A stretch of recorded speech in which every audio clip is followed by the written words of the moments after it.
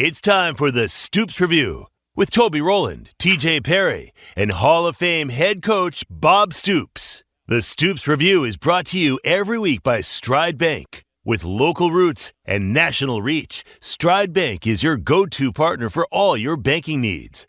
Stride Bank, your trusted financial partner since 1913. And now, with the Stoops Review, here's Toby Rowland, TJ Perry, and Bob Stoops. Sure why. All right. It is time for our weekly Stoops Review, brought to you by Stride Bank, and we bring in now the Hall of Famer Bob Stoops. Coach, good morning. How are you today? Good morning, Toby. Good to be with you. Good morning, TJ. Good morning, Coach. Hey, Coach, I got to start by asking, last time we talked to you, you were headed out to Vegas. So tell us about the Dewey Selman Hall of Fame event. Oh, wow. It was incredible. We had OU put on a great reception for Dewey and his whole family. Everybody the night before, that would have been Monday night. Before Tuesday was the induction, the official induction, and tuxedo event. It was Tuesday, the induction. A lot of great players. You have to look them up this year. Wow, it was one of the most impressive classes ever that was inducted. But really neat to be out there with Dewey, his whole family. Saw Zach Selman, of course. AD now at Mississippi State was, of course, there. You see everyone at this thing. Everybody who's been somebody in college football, goes to this. So it was really great. Just fun couple of nights and great induction class to go with Dewey. Did you tell Zach to keep his hands off our football players while you were out there in the transfer portal? I did not. Hey, it's every man for himself in today's world. That's how it is, and really fun, though. It was Dewey told a story of out in Eufaula. He's with his brothers, Lucius, Dewey, and Leroy, and they're all three on a horse going from, they were sharecroppers going from their piece of property over to their, I don't know if it was his mother's sister or, going over to one of their aunties. And they're crossing a creek, and, of course, the Lucius starts to slide off. Whoever was on the back starts to slide off as the horse starts to go up a little bit of a hill, and he pulls the other, and the other pulls the other, and all three end up in the creek. So it's beautiful. What an incredible family. Those Selmans are really special, and fortunately, I've gotten to know Lucius, Dewey, and I knew Leroy before he passed really well. And you talk about just incredible people. I'm glad I got to know Leroy, And I love it. Anytime I see Dewey a lot, and it's always gives me the biggest hug. So just big teddy bears, for his great of players as they were. God bless Mrs. Selman. That's what they always say. No when you first kidding. started telling that story, I was imagining all three of them on three different horses. That's what I thought, too. They were all three on the same horse. Yeah, they all. Well, of course, that was when they were young, so they were not that they were ever little, but anyhow, he said they all started fighting each other because why'd you have to pull me off? They all pulled each other off the horse, so it was a good story. Teach, can you imagine having a picture of that? The three Selman brothers all riding the same great. horse together. Oh, that's awesome. That would be incredible. Coach, we got a lot of fun things to talk about today and everything, but just horrific news on Friday with the passing of Jimmy Wilkerson. Yeah. Go ahead, share what your thoughts. No, that just hurt. That hurt bad. Just 43 years old, and Kevin Wilson called me early that morning, and somehow he had heard. I'm like, you got to be kidding! No way. Yeah, I don't know what. That just really sad. Really hurts, and fortunately, I was able to reach his wife Jamie yesterday and visit with her and Coach Dunn there at Carl Albert as well. That's just sad. Jimmy's one of the first, I bet, 2-3 guys I remember recruiting for OU. Remember going to his home with Bobby Jack Wright in, I think, Omaha, Texas. Is that right? I believe. And I'd have to look it up. And just he and his mom sitting there in the living room visiting with her, and she was wonderful. And I remember we're just staring at Bobby Jack and I intently, like trying to read us, and Jimmy wanted to go to Arkansas, and for some reason his mother liked us. She liked me, liked Bobby Jack, and she's like, no. She said, you're going with Oklahoma. She kind of made him, and Jimmy was really a quiet, nice, humble guy. Big-time player for us. Believe me, he was fantastic. And always just, an easy-going, kind of a low-key or soft-spoken guy for as tough as he was. Anyway, it's really sad. I just hate it. And I got young kids, and his son just was a senior there at Carl Albert, who was part of winning that state championship. So, yeah. He's able to still go out and play, but that's hard. It's just, I don't know what else to say. It's just really, really hard. You good memory, Coach. Pewitt High School in Omaha, Texas, for Jimmy Wilkerson. Yeah, little bitty town, and like I say, Jimmy was always just so soft spoken for being the big tough, the end that he was. He's one of my first guys to go out recruiting.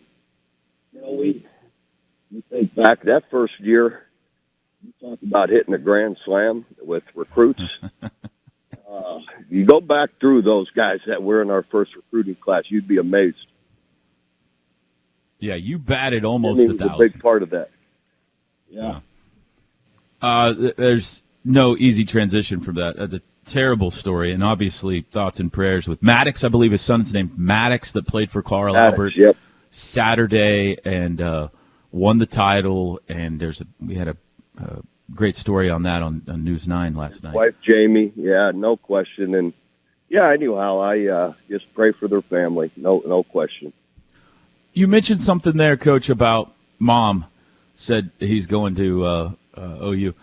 In your experience in recruiting, Mom or Dad bigger influence on where a kid ends up going? It just depends. As you know, every family's different, and you never know which one is more. And some kids aren't going to listen to either one of them. They're going to do what they want to do, and I don't know. I was always, though, and I think this was big with his mother. She felt disrespected for some reason by how Arkansas approached them and her. And she didn't feel that with Bobby Jack and I, that we really, took the time to really, convince her and tell her why he was important to us. And it mattered to her, the way we approached her. And it's all, and I never tried to be anything that I wasn't, just be who you are, and really like Jimmy, and express that to her, and she knew it, and so anyhow, I never tried to play any, be somebody I wasn't, and anyway, it resonated with her. I saw you down in the front row, I think, Saturday night, Coach. A pretty impressive performance by Porter's team, huh? What a great game they played, and I loved it. Yeah, good for Coach Moser and the team, and they're really playing well. So it was really fun to be there and at the game, and I had his seats. So it was cool. I'm happy for him that it's going the way it is, and we're just going to keep getting better. But and truly, I could say this since we won. Oh my gosh, the officiating, is that all they can do? I mean, to tell you, you talk about that was terrible. And are those FCC officials? I'm not used to watching them. No. Two of those guys we've had the last several years in the Big 12. Oh, I don't know who the third guy was. See, TJ was listening in the car to the radio broadcast. See, I was telling the truth. I knew you were. You rarely get that aggravated over the officiating, and every now and then there's a call that you'll point out or something. But the way you were going on and on, I knew it wasn't good. Even Bob Stoops is wrinkled down there. I am the last one that ever. I'm like, look, shut up about officials. That's true. You are. But not since we won. I can easily say it. Like, oh my gosh, that was pitiful. I was down there right in the middle of it, and like, you have to be kidding me. That was so bad. Hopefully they get graded and they get the proper grade of a D or an F, whatever. I don't know, but it was, just don't ruin the game. And you're going to call things tight. Call them tight both ways. Whatever, I'm always of the opinion you're going to call it that way. Call it both ways. It just was really, I thought overall just really poor and took a little bit away from the game. That's what frustrates me with basketball is they will call games so wildly different. Some nights neither team hardly ever gets to the bonus because they just let them play, you know. And then some nights is like Saturday where it's not any fun to watch because it's a free throw parade on both ends. So we had a great crowd, a great atmosphere, and it just felt like they sucked the air out of the place with all the fouls that were being called. But anyway, I would agree totally. I'm with you. Just call it the same both ways. And then I'll shut up and I have nothing to say, but it sure wasn't that way. But anyhow, it's just, it was, well, let's get away from that. It was a great crowd. Yeah. Both sides. I hope we can continue to do it that way because that was a lot of fun playing up there and in Oklahoma City, and Oklahoma State had a good crowd as well. So really fun atmosphere. I'm glad we played the way we did and played that well, and hopefully everybody keep coming out supporting the team. They're fun to watch. I agree with you. It was festive. It was the holidays. It's the closest I've seen in many, many years to what it used to feel like when we had the all-college tournament in downtown Oklahoma City, all-college classic. We used to have that every Christmas season, and it used to be a really big deal. Pete Maravich came to town, and that was before me. But really? The biggest of the big would come here and play. And it dwindled out, and then it went away. And I think a bedlam in OKC or Tulsa every Christmas season would be fantastic because that was a really special environment, I thought, Saturday. But let's talk some football, Coach. It was great. Yeah. How big is the Deion Burks news we got on Saturday in your mind? That's big. It's huge. I love it. That's going to make a big difference for us, and I love that. So I'm hoping there'll be more and more news to come, here and there, and they will. They work hard at it. I was out at practice a couple days ago, and I loved it. I thought they looked good. They're working hard for the bowl game, and anyhow. Yeah, but Deion coming back, Burks, that's going to make a big difference for us. I don't know. Nothing is finalized, or I don't think he's officially in the portal yet. But have you watched any highlights, or maybe even saw John Mateer last year at Washington State to have an opinion on him? I saw him part of a game not long ago. Loved what he does. What I saw is a gutsy guy. I love the fact that he's still out there practicing I'm assuming he's going to play their bowl game, whether he does, whether he transfers or not. So good for him. That shows a lot about his character. And, I've gotten to talk to Ben Arbuckle a couple times now. And I was out at practice and visited with him for a little bit. So anyway, I'm, if that works out, it'd be incredible. I love the fact that Michael Hawkins, is coming back. Good for him. It's what a competitor does. And he'll still battle. He's a talented young man, and love what he's done here and keeps doing. So anyway, all of it seems to be positive. We'll see. I don't really have any insight on Mateer, whether he'll come here or not, but he sure is impressive watching him. Yeah. All right, let's take a break. If you would like to ask Coach a question, Knippelmeyer Chevrolet text line is open, 405-651-3439. We'll spend a few more minutes with Coach Bob Stoops for the Stoops Review when we come back. The Stoops Review, presented by Stride Bank, is brought to you in part by Riverwind Casino. Their newly remodeled gaming floor has almost 3,000 of your favorite games, complemented by a variety of bars, restaurants, and the best live music in the metro. It's no surprise that Riverwind is always a good time. The Stoops Review, presented by Stride Bank, is brought to you in part by Fowler Automotive. Fowler Automotive is proud to be part of your community, where our passion and values lie far beyond the showroom. Hanging out with Coach Stoops here for a few more minutes. Our Stoops Review. Coach, you had a busy Saturday, I'm sure, but I don't know if you caught any of Navy. But Navy thumped Army. Wow, were they impressive? Yeah. Yeah, I thought, first of all, what a great game. The two schools played incredibly well. Wow, that was a heck of a game. I saw all of it, and I'm with you. I thought Navy really took it to them, looked really impressive. Anyway, but really a fun game to watch. Have you ever been to that game? I'm trying to think if it's even possible. No, it's on my bucket list, though. Yeah, for sure. I'm going to find a way to go at some point. But yeah, that was wow. The pageantry for that, the lead up to the game, I watched all of it. It was so cool. Anyway, yeah, it was really.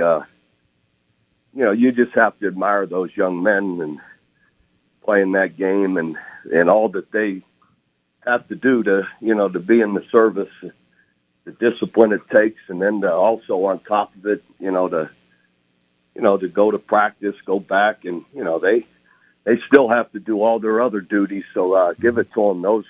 God bless them all. That was really neat to watch. When you played one of the armed services, so you played Air Force and Army, right? Yeah, I was only for Air. Army Air was Force after you. Yeah, that's right. Yeah. Okay. Was it? I would imagine in the week building up to a game, not that you're generating hate for an opponent, but you're certainly you're motivating, right, to go win. I would imagine it's a little tricky when you're playing Air Force or Army or Navy because there's just so much respect for what the other team's doing that you're lining up against.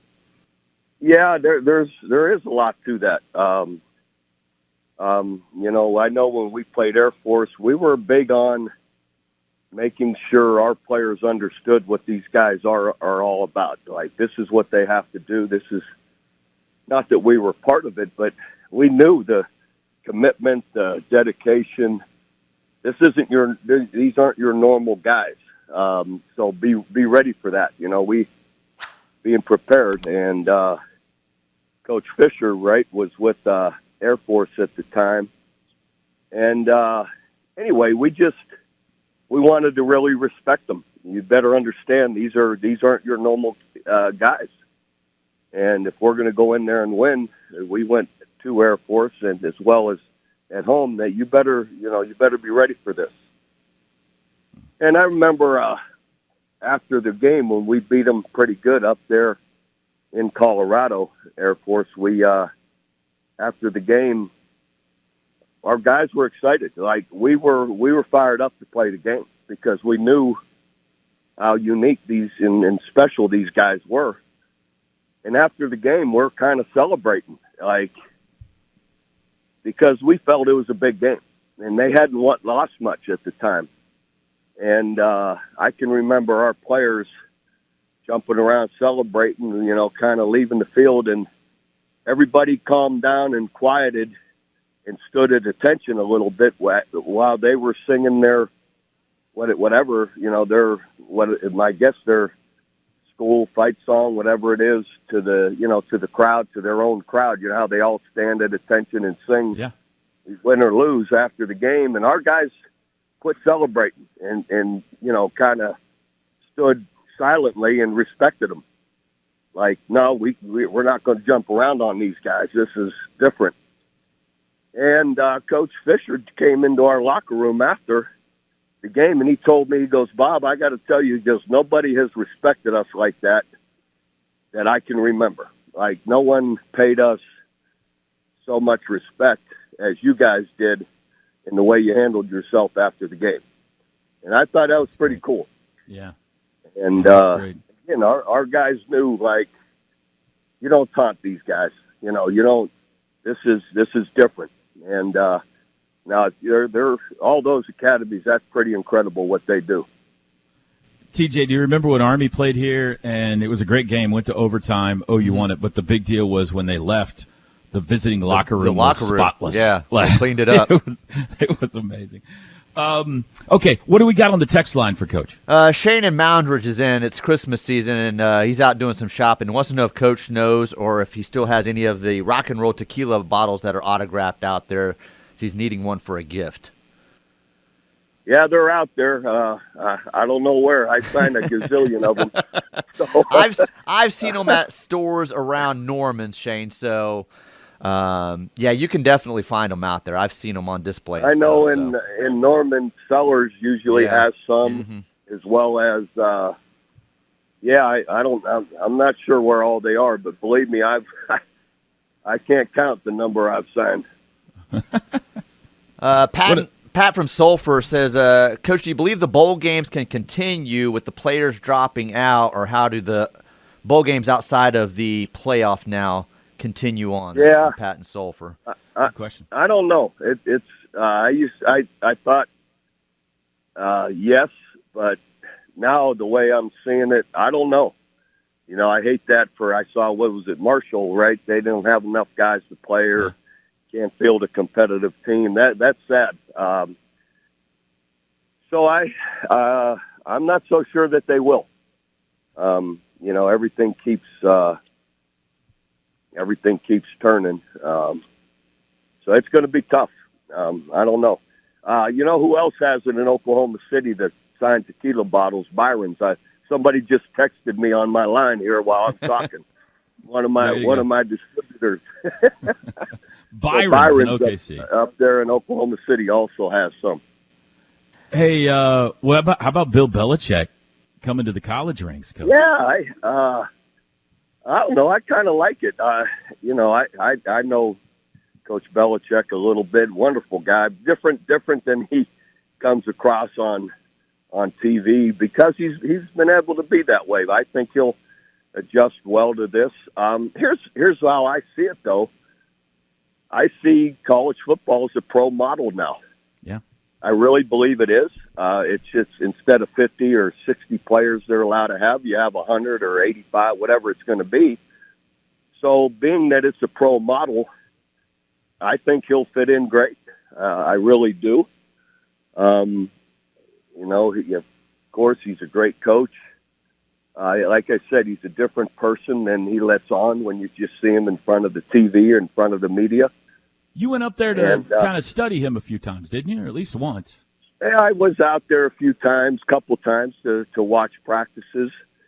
And then he used to call me before every draft. A day or two before, I'd see a Foxborough number, and I'm like, I know who that is. It was Coach Belichick. And he wanted to know about every guy on our team. He wanted to know, he'd ask me about 10, 15 guys that we played against. What I thought of them, what kind of competitor, are they tough? All the, little intricacies. It's amazing how in-depth he was. And then I was, first time I played in the AT&T Pro-Am, which I don't want to brag, but I was the low amateur on that one. But anyway. Come on, people. Give it up, everyone. But we were crossing tee boxes or crossing paths going to different tee boxes.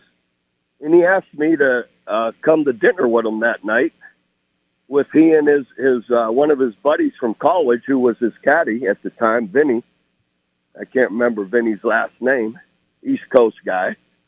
So we went to their girlfriends or fiancés, whoever at the time, and with Carol. Carol came with me, and he couldn't have been. We had a ball. I mean, we went to a great place in Carmel, had dinner, and just so much different than he comes across sometimes on those interviews. So it was. I started to reach for my wallet at the end of the dinner, and he kind of chuckled. I said, "Nah." He goes, "I think I can. I got this one." So nice. Yeah. So anyway, he's.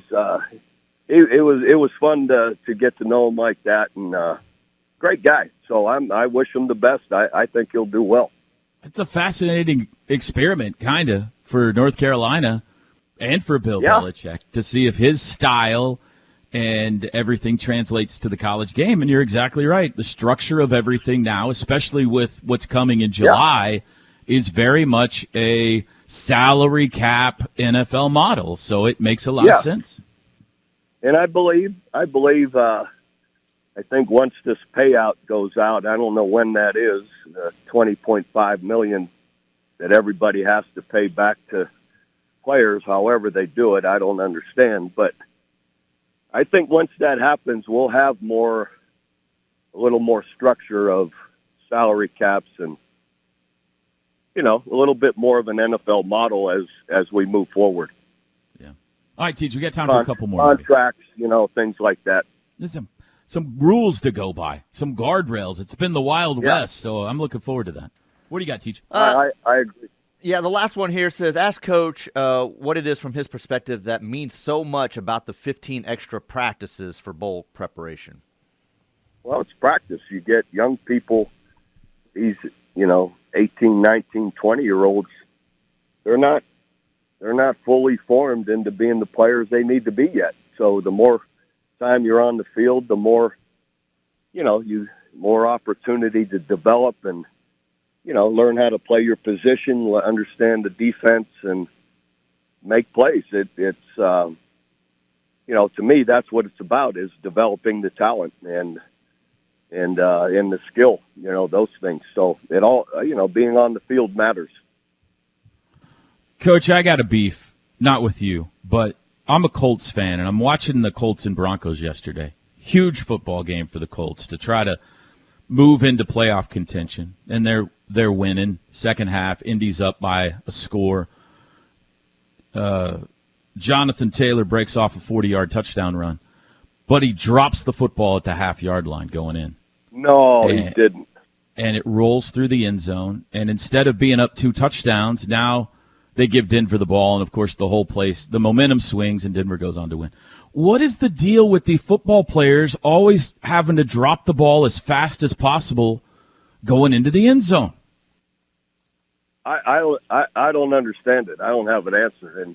And to me, that guy's as good a player as there is. I love that guy.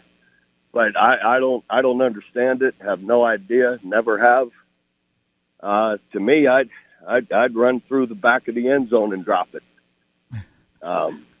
I'd make somebody take it from me, I guess. Right. Hand it. Remember Barry Sanders used to always run over to the ref and hand it to him. Yeah, as well as Quentin Griffin, as well. Right, right. Yeah. I don't know. I don't get it.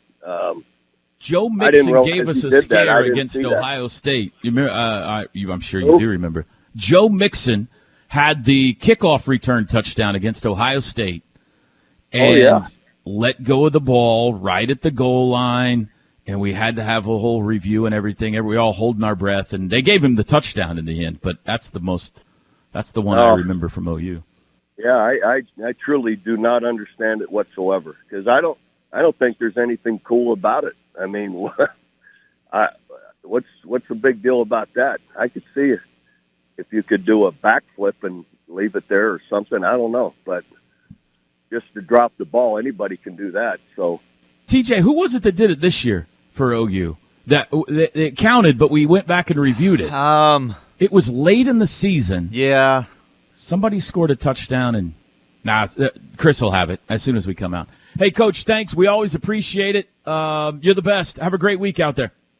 All right, guys. Great to be with you. Boomer Sooner.